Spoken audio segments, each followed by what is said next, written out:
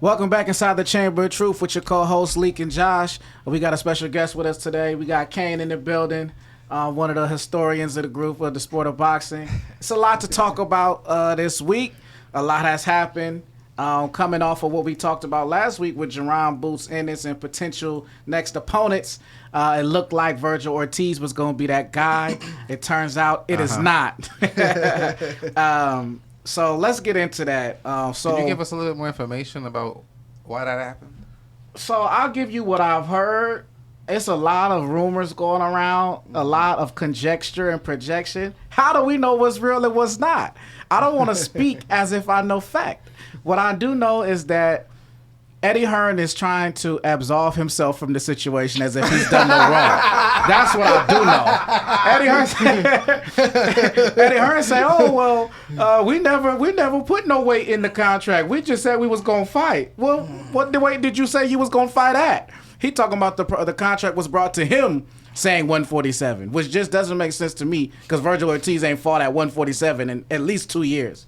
And the last couple times he tried, he damn near died trying to make weight. Exactly. Respectfully to Vergil Ortiz. The last 2 times he tried to make weight, Lord forgive me, at 147, the man almost died twice.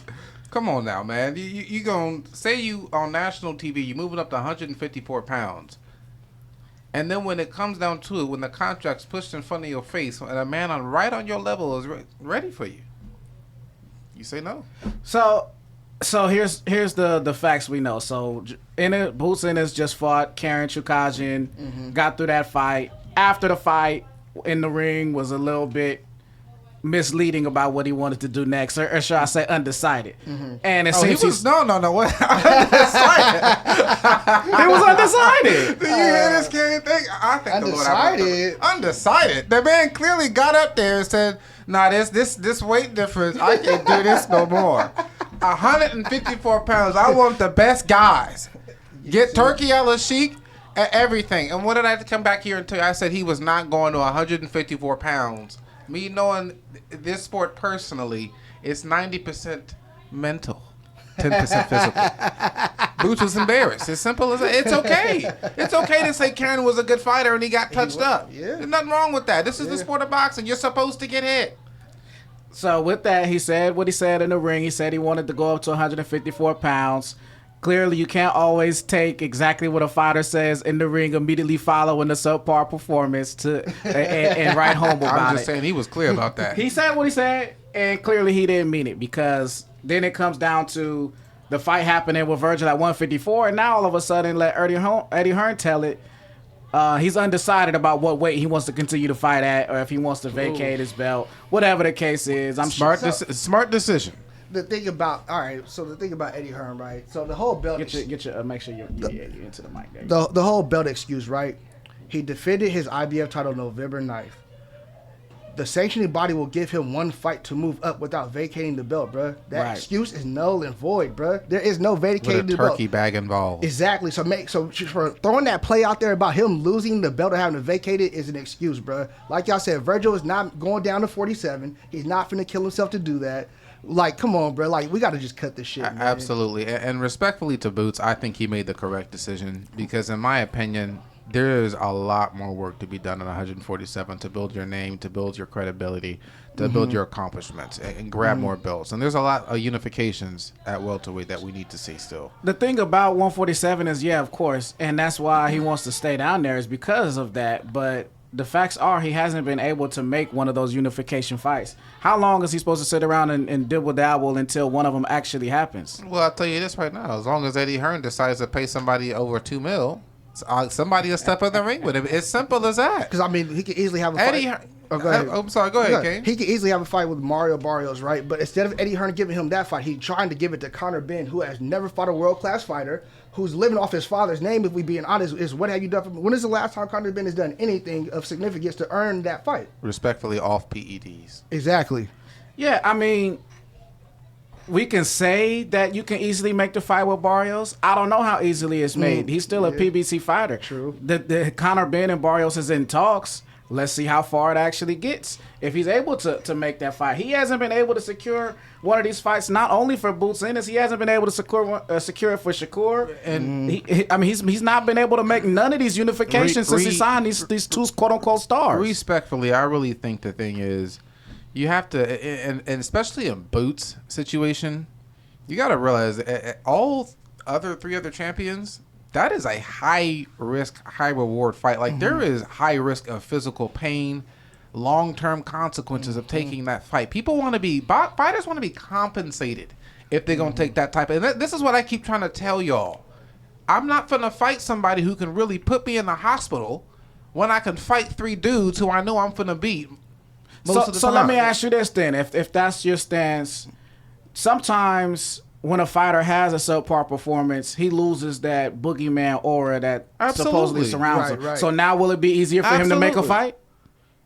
We'll see. Or does he still need to overpay people $2 million when they ain't never fought for more than $200,000? Do we still need to 10 times their paydays just to get in the ring with them? I apologize. That was a challenger's payday. So let's get that straight. That was a challenger's payday for an interim belt. If y'all don't know who we talking about right now, we talking about the attempted fight with Brian Norman Jr. to unify. If he got paid that much as a challenger, as a B-side opponent, might I add, B-side, not A-side, which means the A-side got probably about 500 plus. Why can't you don't? And he's a champion now. He can't. What, his pockets can't be up there now? Absolutely, they can. I'm not gonna speak on their money because that's their money. I want a belt, and you immediately want me to go into a fight. You know I'm overmatched in, and I'm not prepared for it. I want $2 million. It was an opportunity to unify the belts, fight the biggest name of your career, and get the biggest payday of your career. That's all. But maybe now that he didn't knock out Karen Chukagian, maybe other people ain't scared to get in the ring with him. I understand. But me personally, I don't take a cash out fight outside of your promotion. Most likely lose the fight, come back to your promoter, beat up, no belt. They have no incentive to get you any fights. They have to build your name back up from getting your ass whooped on national TV. They may not want to invest that money in you when they were never really invested in you anyway.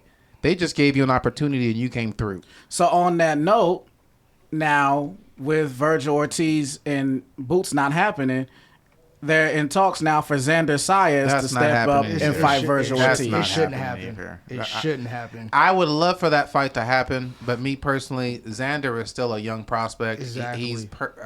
He's been fighting world-class aging fighters who just started fighting 10-round fights. Absolutely. Who are on the back end. Yeah, he's 22 years old, 20-0, 12 knockouts. He's on top rank, so they've been putting him on these shows to build him up. Right. He hasn't really had a real challenge yet. No. And to put him in there with Vergil Ortiz right now is crazy. That would be crazy. It's crazy. Absolutely not. Now, with a turkey bag involved,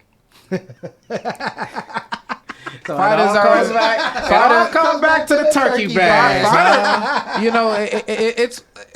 I tried to tell you, Malik. Fighters will not think about pain or risk or long-term consequences if you put more money in their face. I'm not facing Boots for 1 point something mil, but you put 2.5 on my face, I'll walk right up in there tomorrow. We're prize fighters at the end of the day. You know that. So at the end of the day, it's a bad look right now coming out of the Boots camp. Yes. It looked like he got his bluff called. Eddie Hearn is not really making it better by saying, Boots just undecided what he want to do yet. He kind of just throwing it on Boots. Right. Boots coming out talking about, I didn't know nothing about no negotiations, which, come on. Yeah. That don't make sense. You or your dad, somebody close to you. We still love you, Boots, but respectfully, the least you could do is come out and say you spoke prematurely. Right. That's okay. And it's okay to say Karen is a very good fighter. He could possibly win a belt at 147 pounds against any other champion, in my opinion. Right. So. Yeah. So it is what it is. What's your closing thoughts on this whole situation? I just agree. I feel like it's a bad look. Like Pig said, Boots spoke prematurely. Eddie Hearn has definitely not made it any better with his shenanigans and him It's just the whole vacating the belt excuse just threw me off because a casual is gonna be like, oh, he's gonna have to vacate his belt. No, he's not, bro. He did his mandatory. He wouldn't have to vacate the belt. Don't throw that play. Don't throw that play out there to make people think that's what it's about. He's not ready to. He's not gonna fight him at 54, and they know Ortiz not coming to 47, bro. Like, that's just not physically possible. Yeah, the bluff got called, and just come out and just say, like Pig said, say you spoke prematurely, bro. That's all it is. That's okay. Yeah, and just one more thing I may add. Did y'all see Eddie Hearn's face when Jaron Ennis said he was going 154 pounds? That man looking like, whoa, that is not what we talked about before this fight happened. That is not what happened yesterday in the hotel when we spoke before this fight. The plan was for you to knock him out and we were going to get you a huge unification fight. Now you want to go to 54. But just think about how bad this looks if he does not get that unification fight. Because you're right. What's Eddie? next? Eddie already said if he doesn't fight Vergil, which he's clearly not, he's not gonna fight till after March. Eddie has to pay somebody. That's what it comes down to. Eddie has got to pay somebody. You can't offer 1 point something to a champion when their promoter is saying, "I can get you that same amount if you just do this one." His promoter didn't say that, but it's gonna come back down to a turkey bag. Top Rank will get Brian Norman 2-3 fights that he's supposed to win, and if he wins those 2 fights, he's gonna be $1 million. So they're gonna fight him for $1 million in a year and a half. In another year and a half, 2 years, they'll fight him for $1 million. Possibly. After 2-3 more fights that he might win or he might not. Like I said, he's gonna be the A side. That's the best thing. He ain't never been the A side in his career. I'll take that. Which is why I bought him. I'd have took 1.7. But I'm not the fighter. He is. But at the end of the day, it come back down to the turkey bag because if Eddie and Turkey can put the money up for somebody to get in the ring with Boots, then maybe it happens. If not, then he's gonna continue dealing with the same thing, and which is pretty much the same thing Shakur is dealing with. So. Exactly. Eddie got some work to do. He got two quote unquote stars trying to be turned into superstars that have not been able. Both champions that have not been able to get unification bouts. Yeah. They have not been able to get unification bouts since they got with him. I know Shakur just got with him, and then got injured, so it is what it is. Right. Zepeda's injured as well. Even then, he was supposed to fight Zepeda, who's not a champion. You know, he hasn't got him in with Tank. He hasn't got him in with Loma, who knows what he's doing. Hasn't got him in with Baranchik. So, it's a lot of work for Eddie to do. I'm sure if you're him, it's a good problem to have, but he got to make something happen soon. So, all right, we'll wrap it up on that one. Get with us next time on Inside the Chamber of Truth.